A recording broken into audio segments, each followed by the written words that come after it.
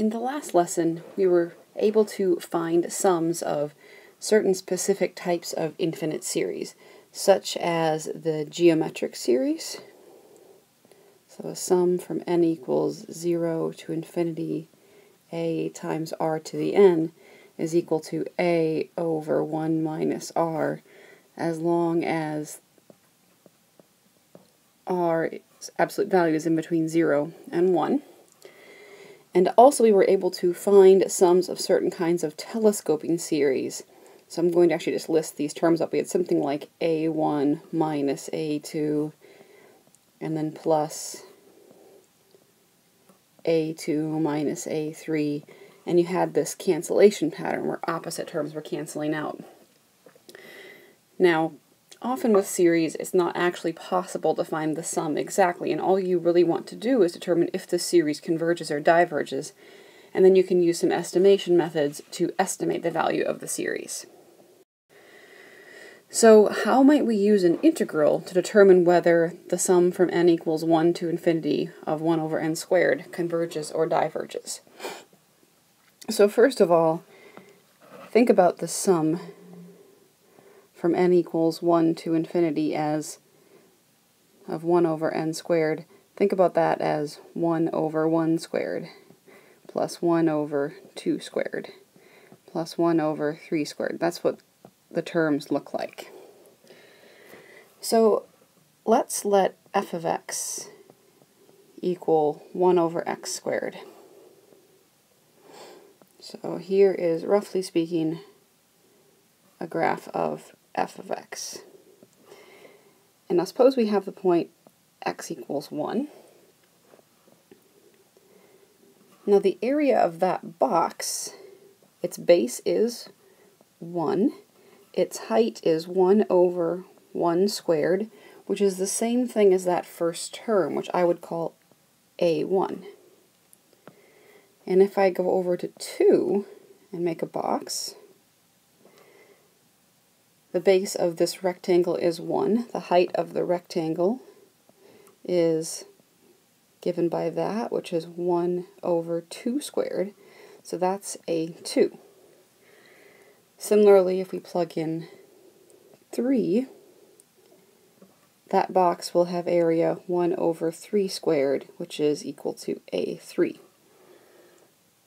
So this sum, which is the same thing as a sum from 1 plus the sum from n equals 2 to infinity of 1 over n squared, that is less than or equal to 1 plus the integral from 1 to infinity of 1 over x squared dx. Remember, the integral from 1 to infinity of x squared is the area under this curve. And since that function is 1 over x squared is decreasing, these boxes are always going to be underestimates of the actual area. And you know how to compute this. So our series' sum is less than or equal to 1 plus a limit as b goes to infinity, the integral from 1 to b, x to the negative 2 dx, which is the same thing as 1 plus the limit as b goes to infinity of negative 1 x to the negative 1 from 1 to b, which is equal to 1 plus the limit as b goes to infinity of negative 1 over b plus 1, which is 2. And this tells us that the sum of our series is less than or equal to 2. It doesn't tell us exactly what it is or how close we are with 2, but it does tell us that it converges. So we know that our series converges. In a similar fashion, how might you use an integral to determine whether the sum from n equals 1 to infinity of 1 over root n converges or diverges? So the first thing I think about when I look at this is the integral from 1 to infinity of 1 over root x dx, which you know diverges. So somehow you're going to have to use that. So let's let f of x equal 1 over root x. Once again, draw a little picture of it. Okay, now we have 1, 2, 3. In the previous picture, we drew rectangles that used right endpoints. Now we're going to use left endpoints. So there's my first rectangle. So notice the height of it is going to be 1 over root 1. Base is 1. So this is the first term of the sequence. Next rectangle, the height will be 1 over root 2. So this will be second term in the sequence. And then similarly, we'll plug in 3, and there's the third term of the sequence. So what you can see from the picture is the sum of the series from n equals 1 to infinity, 1 over root n, that's greater than or equal to the integral from 1 to infinity of 1 over root x dx. And you know that this diverges. If you don't remember, you can still work out the integral and you can prove it. So since the integral diverges and the sum is greater than the integral, then you can conclude that your series also has to diverge.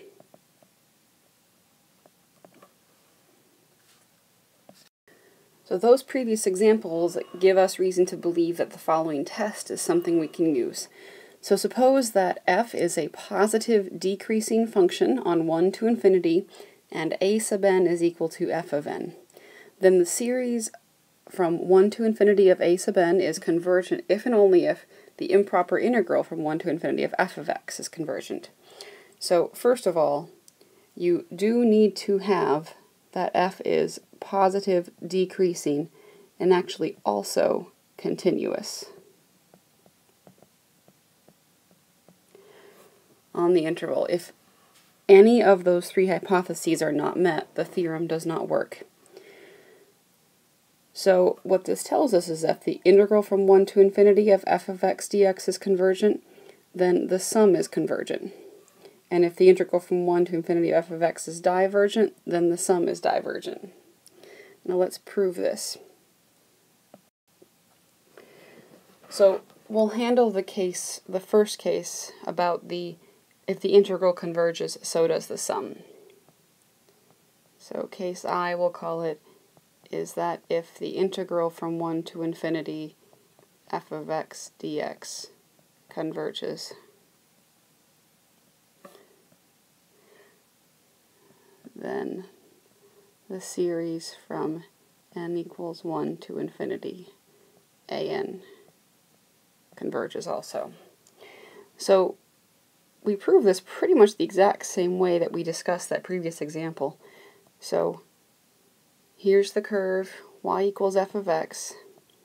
It's a continuous positive decreasing function. You plug in the right endpoints, so there's 1, here's 2, here's 3. So the area of this first box is A2, second box is A3, third box will be A4. The only thing you're leaving off is A1, and that's not a big deal because you can add that back in the end.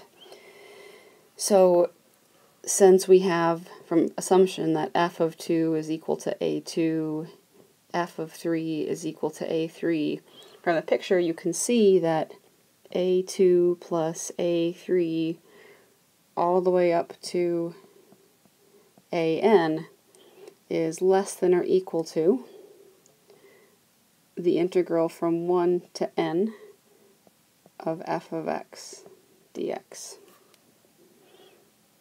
So think about that for a second. The integral from, say, 1 to 3 would be that area under the curve. So you see you have a2 plus a3 there is less than the integral from 1 to 3. Now, this does depend on the fact that, this is where you use the fact that your function is decreasing.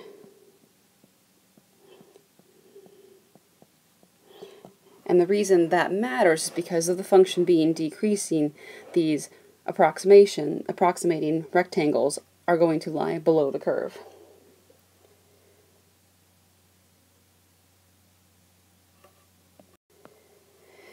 Now, if we have that the integral from 1 to infinity of f of x dx converges,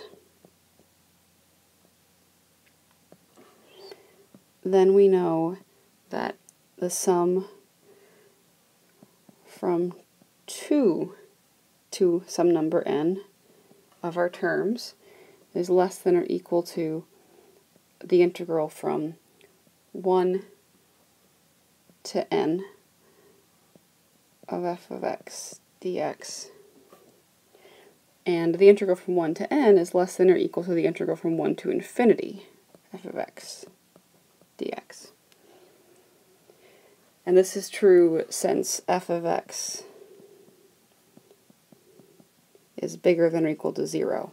Otherwise, you have some problem with negative areas canceling out. And so what this tells us then is that the sequence of partial sums, so we'll say S sub n, which is equal to the first term plus term 2 on, that's less than or equal to a1 plus the integral from 1 to infinity,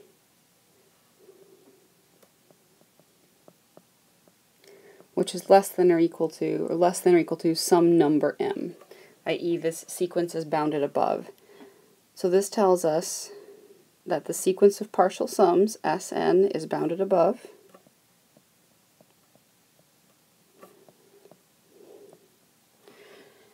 And also, the sequence of partial sums, Sn, is increasing because of the fact that the terms are positive,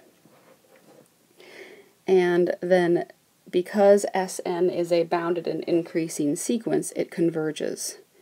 So as Sn is a bounded increasing sequence,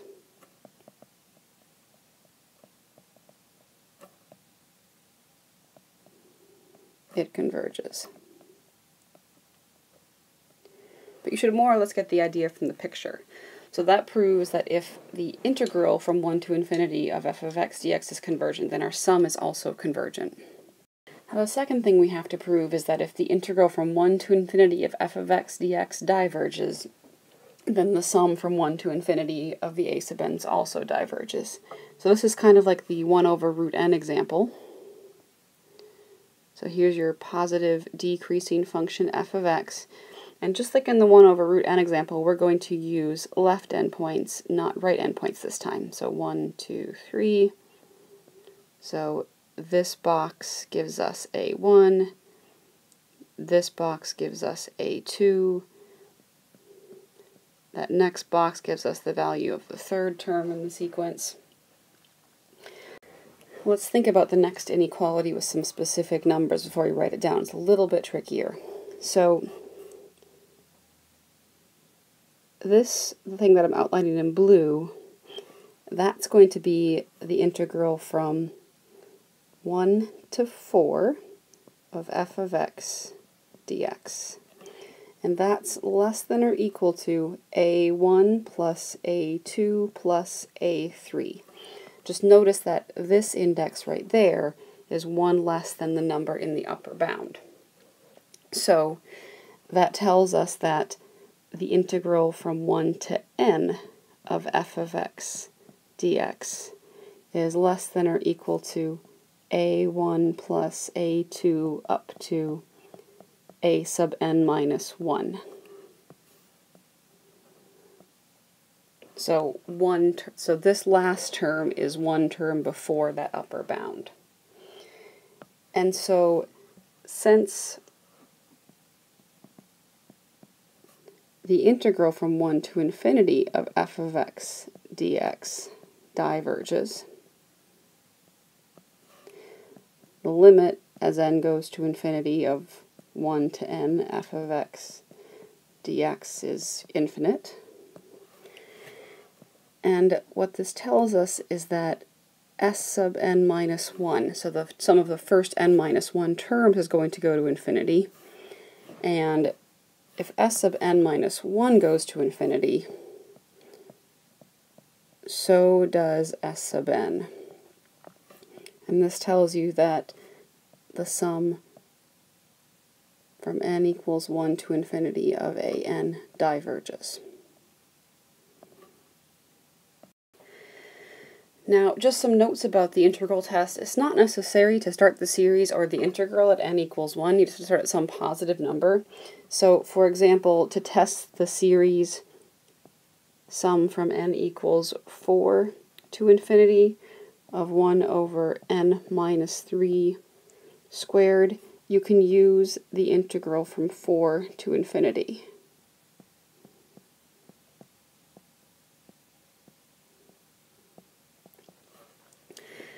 And also, it's not completely necessary that f be always decreasing, but it does matter that f is ultimately decreasing.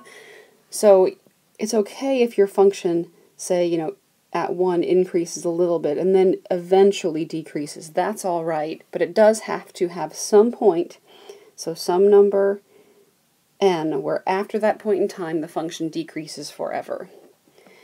And just one more note, it is important to check the hypotheses.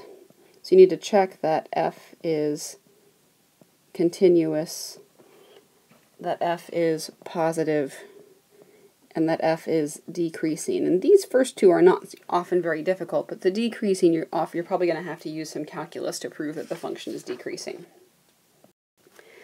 All right, let's apply the integral test to this series, n over n squared plus 1. So first, you need to verify that we're going to let f of x equal x over x squared plus 1, and f is positive, and f is continuous. The positivity is only true if x is bigger than 0, but we only care about from 1 to infinity, so we've got that covered. Now, to prove decreasing, you're going to look at the derivative of f, which you find using the quotient rule. So if you don't remember how to do this, you should practice. The derivative is negative x squared plus 1 over x squared plus 1, the quantity squared. Now, f prime is less than 0, so long as x is greater than 1. So this tells us that f is decreasing on the interval from 1 to infinity. And officially it's an open interval, but at that particular point it doesn't actually matter. So we can apply the theorem. So we're going to apply the integral test. And on your quiz, make sure you tell me, like you write down which test you're using. So we're going to find the integral from 1 to infinity of x over x squared plus 1 dx. So that's the same thing as the limit as b goes to infinity, the integral from 1 to b, x over x squared plus 1 dx. And the antiderivative of x over x squared plus 1 is 1/2 natural log of x squared plus 1. No absolute value bar is necessary because x squared plus 1 is positive. So from 1 to b. So this gives us a limit as b goes to infinity of 1/2 ln b squared plus 1 minus 1/2 ln 2.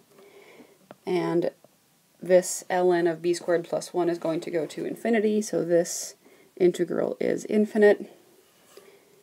And then you can say, thus, by the integral test, your series diverges.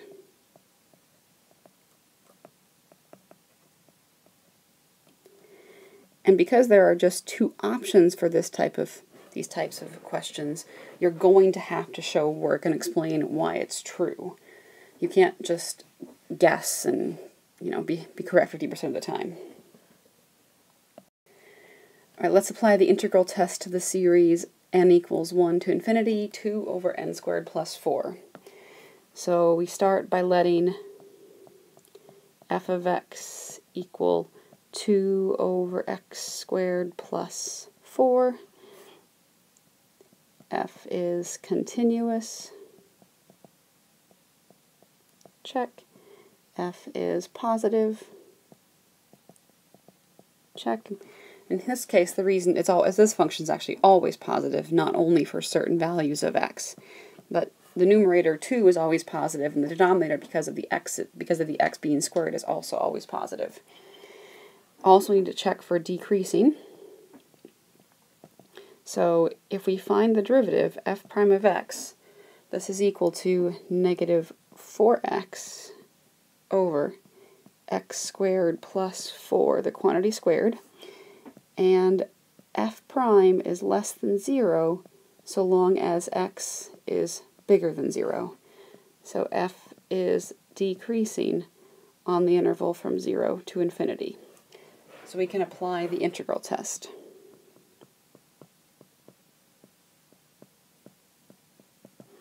So we're going to find the integral from 1 to infinity of 2 over x squared plus 4 dx. Same thing as the limit. As b goes to infinity, the integral from 1 to b, 2 over x squared plus 4 dx. And you have to remember some of your integration rules from the previous chapter. So the 2 can kind of just come out. Now the antiderivative of 1 over x squared plus 4 is 1/2 arctan x over 2. So this will give us the limit as b goes to infinity of arctan b over 2 minus arctan of 1/2. And I don't think that arctan of 1/2 is not a number that you can work out not a value you can find of arctan very easily. What you need to remember, though, is that as b goes to infinity, the arctan function looks like this, and it has a horizontal asymptote. So as x goes to infinity, arctan x goes to pi halves, and as x goes to negative infinity, arctan x goes to negative pi halves. So this limit is equal to pi halves minus arctan 1/2. The fact that this is b over 2 and not just plain old b just means that arctan doesn't get there quite as quickly, but it does eventually go to pi halves. And so that means that our integral converges, so thus our original series converges. So this thing converges by the integral test.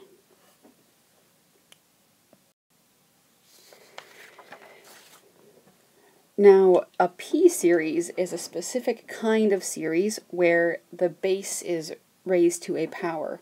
So things such as the sum from n equals 1 to infinity, 1 over n squared is a p-series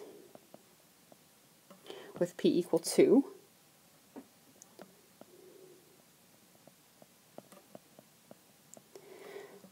Sum from n equals 1 to infinity of, we'll say 1 over n root n, is a p-series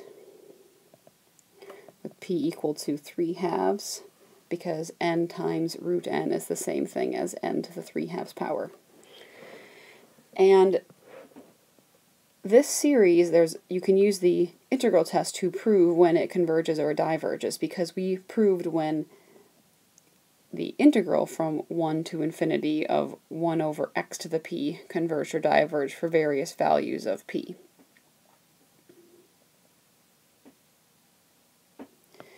So this p-series will converge if p is greater than 1, and will diverge if p is less than 1. And what we proved in the section about improper integrals was that the integral from 1 to infinity, 1 over x to the p, dx, we prove that this converges if p is greater than 1, and it diverges if p is less than or equal to 1. So using the integral test and this result right there, we know that this following theorem is true, and you're welcome to just cite that and not actually apply the integral test. So for example, the sum from n equals 1 to infinity of 1 over n, we know this diverges, it's the harmonic series, but this also is a p-series with p equal to 1. So when you're telling me it's a p-series, tell me that it's a p-series, give me the value of p, and then tell me if it converges or diverges. Thus, this thing diverges. The next one, I have 2 over n root n. This is the same thing as the sum from n equals 1 to infinity, 2 over n to the 3/2 power. The fact that there's a 2 there doesn't really affect anything. So this is a p-series with p equal to 3/2, which is greater than 1, and thus this thing converges.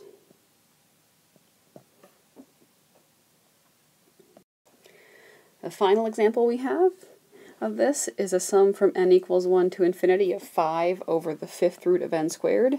So you have to recognize that the 5th root of n squared is the same thing as n to the 2/5. So we have a p-series with p equal to 2/5, and 2/5 is less than 1. Thus this series diverges. And of course you could apply the integral test to this particular series and you would find that it diverged, but this, you are allowed to use this shortcut because you've already proven the fact that that integral diverges. In this final example, we'll determine whether the sum from n equals 2 to infinity of ln n over n converges.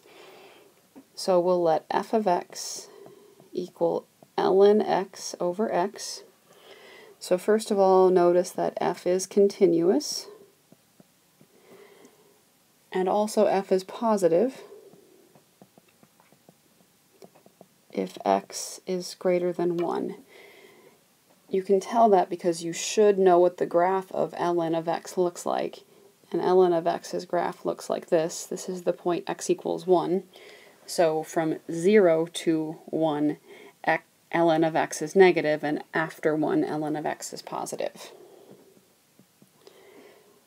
Okay, so now we also need to verify that this function is decreasing. So we're going to take the derivative.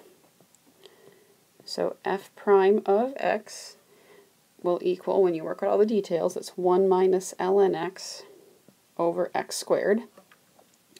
And this is less than 0 if ln x is greater than 1 or x is greater than e.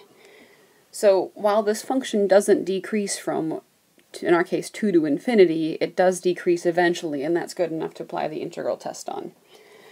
So we're going to find the integral from 2 to infinity, ln x over x dx.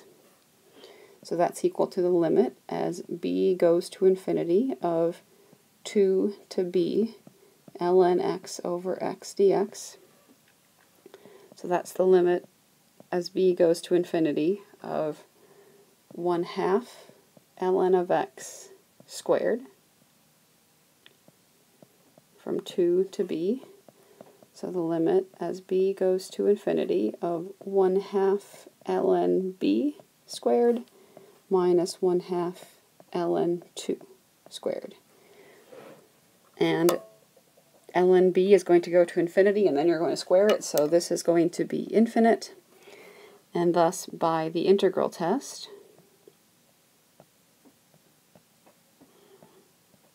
the series diverges.